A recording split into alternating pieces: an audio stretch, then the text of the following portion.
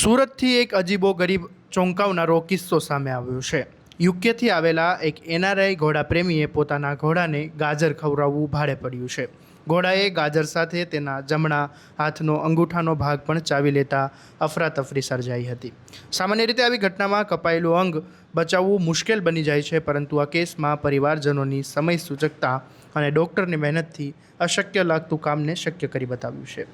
ઘટના બાદ ઘોડાના મોઢામાં રહેલો અંગૂઠાનો ભાગ લગભગ 1 કલાકની જહેમત બાદ બહાર કાઢવામાં આવ્યો અને ત્યારબાદ બરફમાં સુરક્ષિત રાખીને તેને સુરતની હોસ્પિટલમાં પહોંચાડવામાં આવ્યો।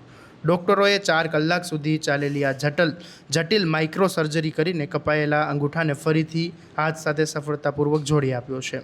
હાલ એનઆરઆઈની તબિયત સ્થિર હોવાનું જાણવા મળી રહ્યું છે। આ ઘટના માત્ર એક અકસ્માતની નથી, પરંતુ પાલતુ અને તાલીમબદ્ધ પ્રાણીઓ સાથે કામ કરતી વખતે સાવચેતી રાખવી કેટલી જરૂરી છે તેનો સંદેશ આપે છે। આવા જ અપડેટ માટે તમારા સ્વમાનને ફોલો કરી દેજો અને આ વિડીયોને શેર કરવાનું ભૂલતા નહીં।